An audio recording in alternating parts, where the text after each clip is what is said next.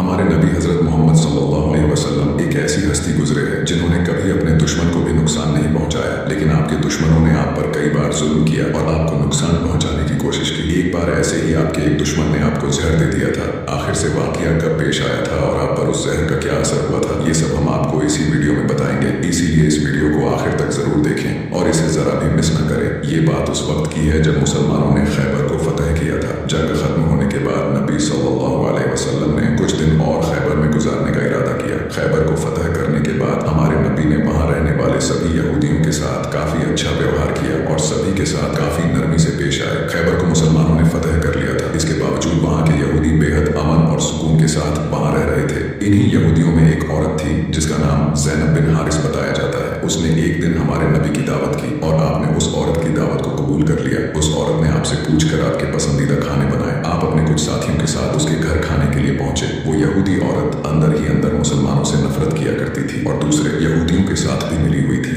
जो मुसलमानों के दुश्मन थे। उस औरत ने खाने में पेश होने वाले बकरी के गोश्त में जहर मिला दिया था। जब जहर से भरे उस गोश्त को आपके सामने पेश किया गया और आपने खाने के लिए एक निवाला उठाया और अपने मुंह में रखा तो आप समझ गए कि इसमें जहर मिला हुआ है। आपने तुरंत अपने साथियों को खाना खाने से रोक दिया और कहा कि इसमें जहर मिला हुआ है। लेकिन अफसोस कि आपके कुछ साथी उस वक्त तक कुछ गोश्त खा चुके थे जिसकी वजह से उनकी शहादत हो गई। कहा जाता है कि जहर के बारे में हमारे नबी को उस जहर की बोटी ने ही खबरदार किया था। इस वाक़े के बाद उस औरत के साथ साथ उसके सभी साथियों से पूछताछ की गई तो उन्होंने न सिर्फ अपना गुनाह कबूल किया बल्कि ये भी कहा कि हमने आपके साथ ये इसलिए किया क्योंकि हम ये देखना चाहते थे कि आप अल्लाह के सच्चे नबी हैं या नहीं। अगर आप अल्लाह के सच्चे नबी हैं तो इस जहर का आप पर असर नहीं होगा और अगर आप अल्लाह के नबी नहीं हैं तो हमें आपसे छुटकारा मिलेगा। ये बात तो सब जानते हैं कि हमारे नबी ने कभी किसी से बदला नहीं लिया, जबकि आप पर कई बार बहुत जुल्म किया गया जिसके बारे में कोई सोच भी नहीं सकता। लेकिन जब उस जहर की वजह से आपके सहाबा की शहादत हुई थी तो कानून के मुताबिक उस औरत को भी कत्ल कर दिया गया। लेकिन कुछ रिवायतों में आता है कि उस औरत ने खुदकुशी कर ली थी। वहीं कुछ रिवायतों में कहा जाता है कि उस औरत को माफ कर दिया गया था।